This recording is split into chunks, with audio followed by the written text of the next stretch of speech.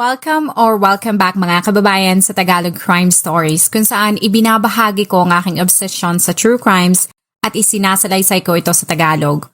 Kung gusto mo ang mga ganitong contents, make sure to subscribe at turn on all the notifications para lagi kang updated sa mga bago kong videos. Kung gusto mo naman na suportahan ang aking channel sa ibang paraan, you may do so by checking these options.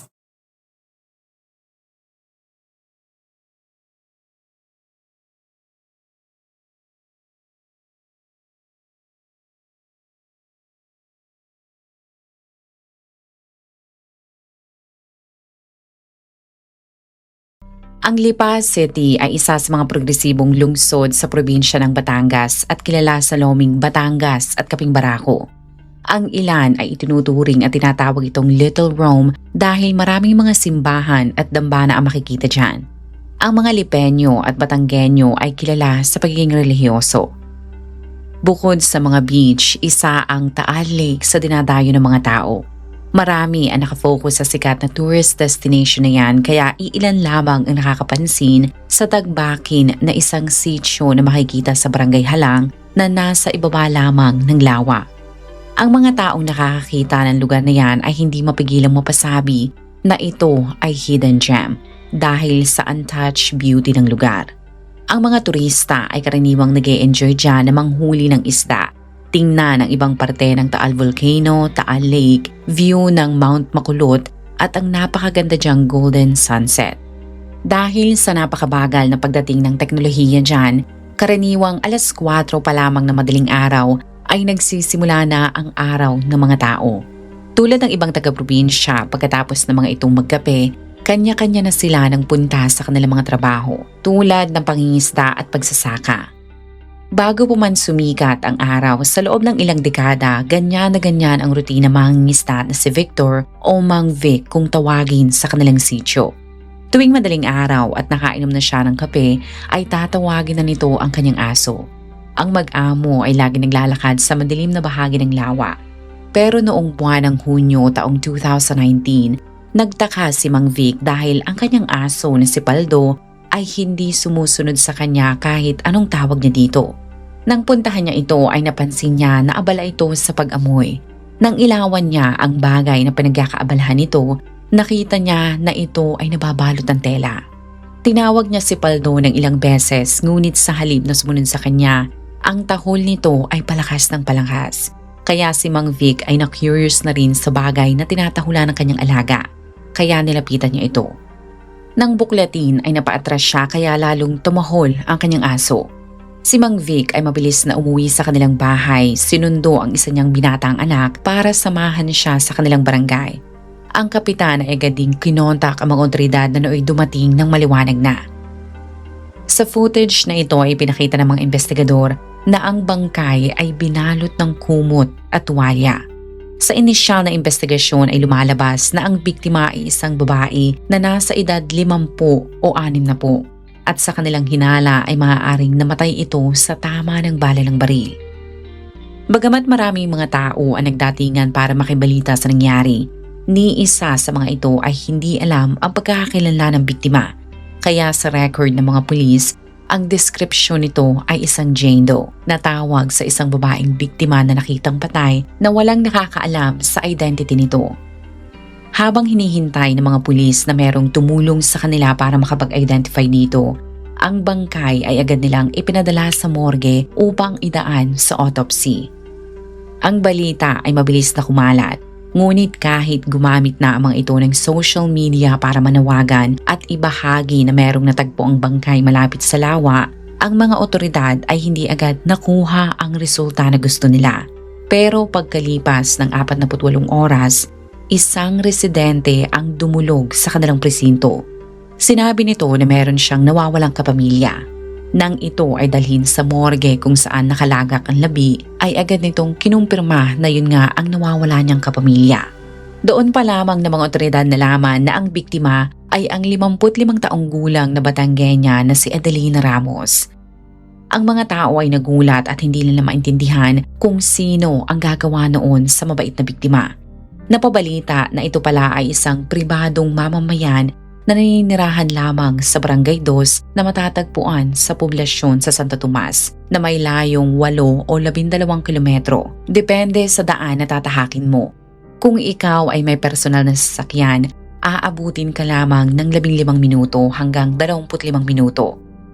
Bagamat naging pribado ang pamilyang Ramos kung paano nila tinanggap ang masamang balita, ayon sa mga taong malapit dito, ang mga anak nito ay nalungkot sa sinapit na kanilang nanay. Ang burol nito ay napuno na maraming mga tao na gustong makiramay at lahat sila ay inalala ang kabaitan ng ginang. Doon ay nalaman ng ilan na sa mga nakaraang taon, si Edelina pala ay naging aktibo sa iba't ibang programa sa kanilang komunidad na ang tanging pakay ay makapagbigay ng trabaho sa ilang mga Batanggenyo. Sa ilang araw na burol ay madami ang hindi mapigilang mapatanong kung sino ang kayang pumatay sa ginang sa dami ng natulungan nitong mga tao. Hindi rin nila matanggap na sa ganoong paraan ito mamamatay, lalo na at noong nakaraang taon lamang ay namatay ang asawa nito. Ayon sa record, si Edelina pala ay misis ni Ferdinand Ramos Sr. Ayon sa mga ulat na naglabasan, ang mag-asawa ay parehong mga private citizens. Nang sila ay maikasal, ang dalawa ay nagpatayo ng kanilang bahay sa Barangay Poblacion 2. Ang pamilyang pinanggalingan ni Ferdinand ay matatawag na hindi mayaman at hindi mahirap. Kumbaga ang mga ito ay middle income earners. Ang maganda nilang katayuan sa buhay ang dahilan kung bakit lahat ng kanilang mga anak ay napapasok nila sa pribadong mga paaralan. Si Ferdinand ay nakapagtapos ng kurso na naging sandata niya upang epektibong maging negosyante. Ito ay naiulat na isa ng negosyante nang makilala niya ang kapwa Batanggenyo ring si Edelina. Pagkatapos nilang maikasal ay hindi pinagsisihan ni Edelina na pinakasalan niya si Ferdinand sapagkat naging maayos itong provider. Gamit ang naipon niyang pera ay agad silang nakapagpatayo ng sarili nilang bahay sa Santo Tomas. Ang dalawa ay nagkaroon rin ng maayos na buhay at mas lumigaya pa silang mag-asawa nang maisilang ni Edelina ang panganay nilang anak na pinangalanan nilang Ferdinand Jr. Sa mga sumunod na taon ay nagsilang pa sa Edelina ng ilan pang mga sanggol, kaya napuno ng ingay, tawanan at iyakan ang kanilang bahay. Nagkasundo ang mag-asawa na upang maayos nilang matutukan ang paglaki ng mga ito, si Edelina ay naging homemaker, habang si Ferdinand naman ang nagtrabaho. Kasabay ng paglaki ng mga bata ay ang paglago din ng negosyo ni Ferdinand. Sa ganda ng takbo ng kanilang buhay ay nagawa na rin nilang tumulong sa ibang tao. Kaya unti-unti ring lumago ang kanilang impluwensya hindi lamang sa kanilang barangay pero pati na rin sa buong Santo Tomas. Sa kabaitan, ganda ng karakter at buong pagkatao ni Ferdinand, ang mga tao sa kanilang barangay ay pinagkatiwalaan siya. Kaya tumakbo ito bilang kapitan. Sa ganda ng kanyang performance sa loob ng 12 taon ay naupo ito bilang barangay captain. Sa kadahilanan na merong limit na 3 termino ang isang tao para maging isang kapitan, si Ferdinand ay tumakbo at nanalo naman bilang Sangguniang Bayan member. Tulad ng posisyon niya dati, nahawakan niya ito sa loob ng 9 na taon. Ibig sabihin, naupo siya bilang Sangguniang Bayan member ng 3 termino. Nang hindi na siya pwedeng tumakbo sa posisyon na yun, swerte naman si Ferdinand dahil ang kanyang performance ay napansin ng mga taong nakaupo sa local government ng Santo Tomas. Para sa mga ito, kung ang negosyante ay maluluklok sa mas mataas na posisyon, ay mas magiging malaking asset ito sa kanilang bayan. Ngunit katulad nga ng sikat na kasabihan, with great power comes great responsibility. Naisip nito na kung siya ay tatakbo ay mas magiging mabigat ang kanyang gagawin para sa taong bayan. Kaya minabuti nitong isangguni ang plano sa kanyang misis. Pagkalipas ng ilang oras nilang usapan at masinsinang diskusyunan, ay nagdesisyon itong tumakbo bilang vice-alkalde ng Santo Tomas. Ayon sa mga kaanak ni Ferdinand, nang magsimula itong mangampanya bagamat kinakabahan sa maaari maging balakid sa kanyang pangarap na maging vice-alkalde, ang negosyante ay hindi naman handa sa gagawin ng ibang mga taong gusto ring makuha ang pwesto na yon. Ang ilan sa mga issue na ibinato sa kanya ay di umunong kung ito ay maupo sa pwesto, ay gagawin lamang ni Ferdinand na negosyo ang pagiging vice mayor. Ang ibig nilang sabihin ay di umano'y kukuha at mangungurakot lamang ito ng pera upang magamit ito upang mas mapalago pa ang mga negosyo niya. May iba din ang nagsabi na kung ito ay maging parte ng gobyerno ay hindi ito makakapag-focus sa kanyang pwesto dahil mangingibabaw pa rin ang kagustuhan nitong mapalago ang kanyang mga business. Ngunit kahit anong paninira ang gawin ng ibang kampo, noong 2013, nagbunyi ang pamilyang Ramos dahil si Ferdinand ay nanalo bilang vice mayor. Simula nang ito ay maluklok bilang vice-alkalde, bukod sa mga taong katulong niya sa kanyang opisina, ang misis nitong si Adelina ay ginampanan rin ang kanyang tungkulin bilang asawa ni Ferdinand. Simula June 20, 2013 kung kailan naging opisyal na naging vice mayor si Ferdinand, si Adelina ay nakilala ng mga tao bilang isang matulungin na misis. Ang dalawa ay nagtulungan para maipakita sa mga tao na silang mag-asawa ay taos-pusong naglilingkod bilang mga public servants. Pero ang termino nito ay mabilis na natapos. Ang kampo ni Ferdinand ay positibo na mananalo ulit ito kung sakaling siya ay tumakbo. Ngunit naging overconfident ata sila dahil para sa mga tao sa Santo Tomas ay mas gusto nilang magkaroon ng ibang tao bilang kanilang vice-alkalde. Kahit masakit na siya ay natalo, si Ferdinand ay tinanggap ang kanyang kapalaran. Silang mag-asawa ay mas pinili maging private citizen at enjoy na lamang ang kanilang buhay. Tutal ay malalaki na naman ang kanilang anak. Malaki ang pasalamat ng mga ito dahil meron silang negosyo na pwedeng asikasuhin at mag-distract sa kanila lalo na kung sila ay naboboard.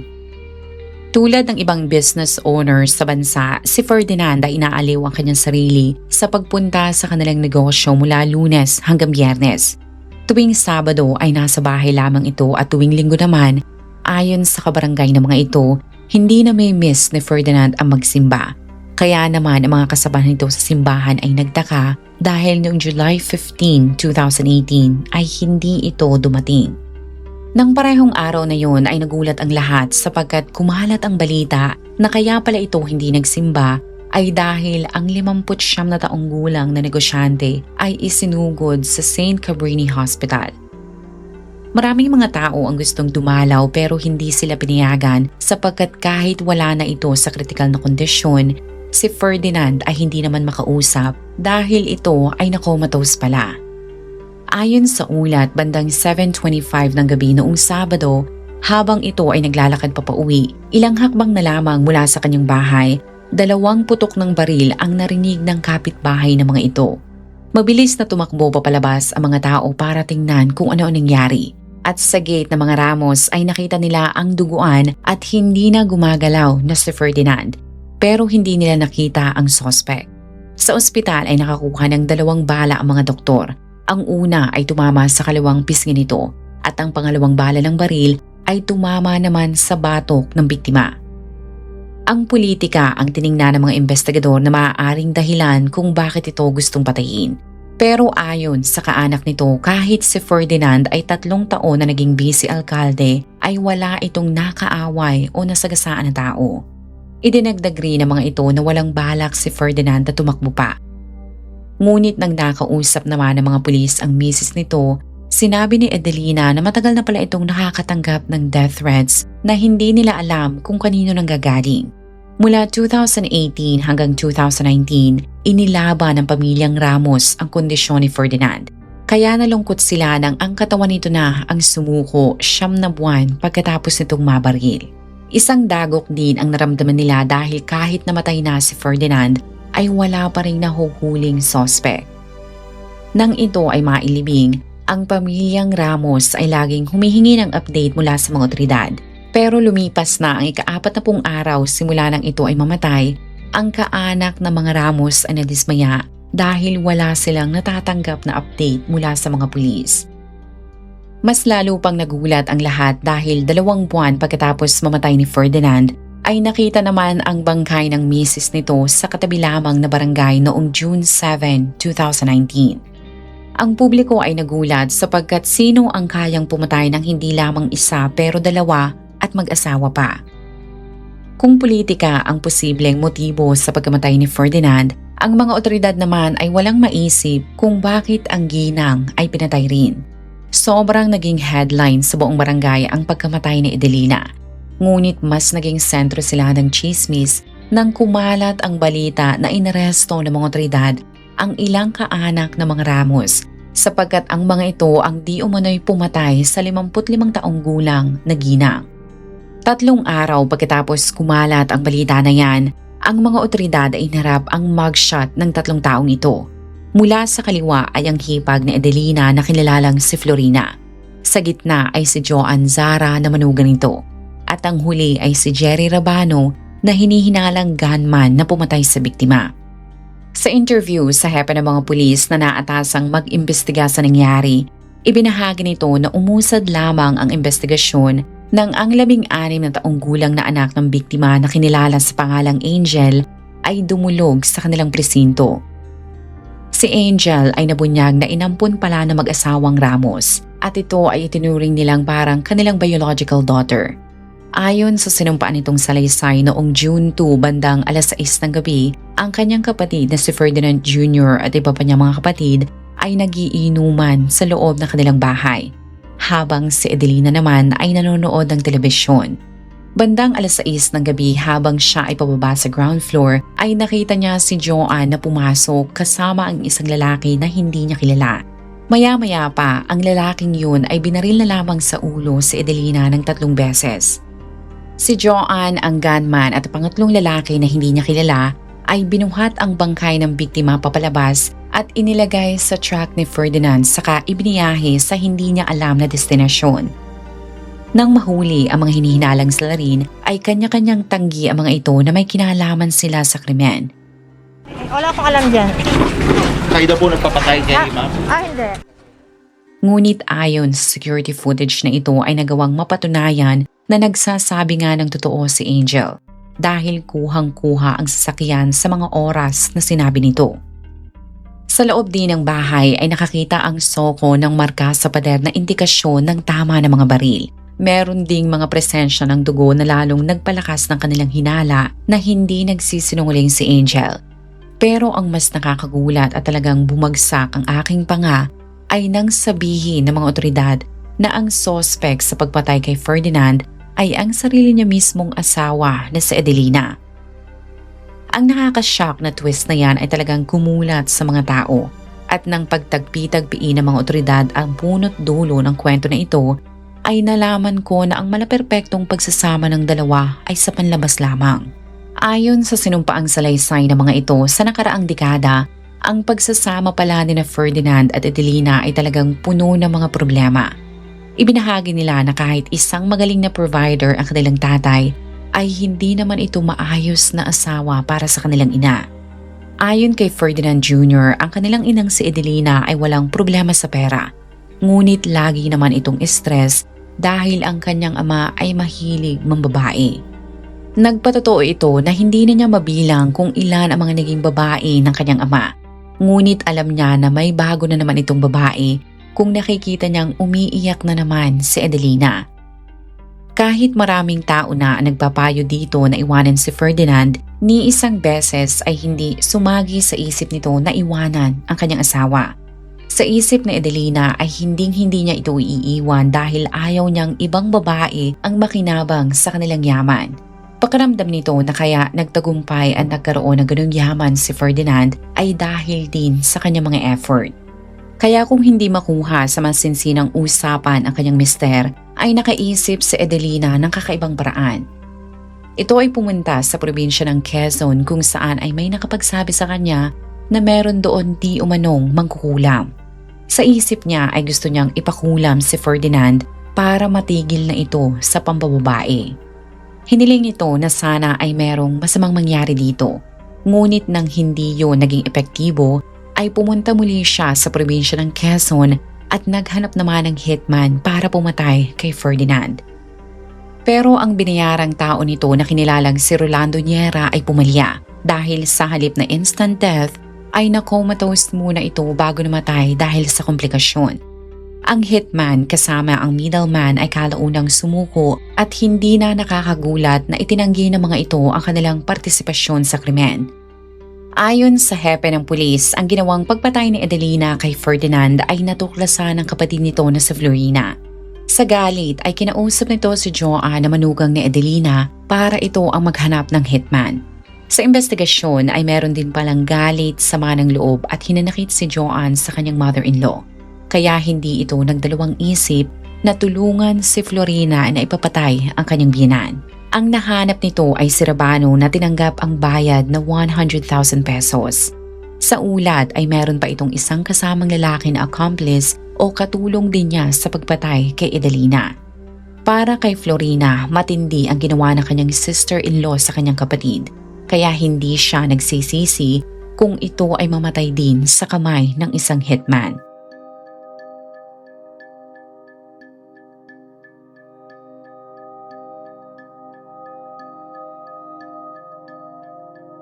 Si Ferdinand Jr. na asawa ng isa sa mga salarin ay inamin na noong gabi ng patayin ng kanyang ina ay nakita niya ang kanyang asawa na binigyan ng pera ang gunman. Noong June 7, 2019, sina Florina, Joanne, Jerry Rabano at isa pang John Doe ay sinampahan ng kasong murder dahil sa pagpatay ng mga ito kay Adelina. Ang ibang mga anak ng biktima na nasa bahay na mangyari ang krimen ay magiging mga state witness. Pero nakakagulat na ayon sa Hebe, ang hindi lamang nakakaalam na ito ay papatayin ay ang inampo nito na si Angel. Sa madaling salita, lahat ng mga anak ni Adelina na naundod sa bahay ay alam na ito pala ay papatayin. Nang marinig ko yan mula sa bibig ng Hebe, ay kinalibutan ako at hindi ko mapigilang mapatanong na ano ang nangyari sa kanilang pamilya para sila ay magpatayan.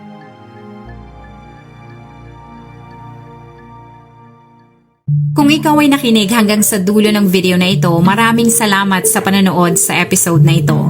Please consider leaving a comment or i-like ang video na ito. At kung may kaso ka na gusto mong i-cover ko, please let me know. Magandang araw sa iyo, kabayan.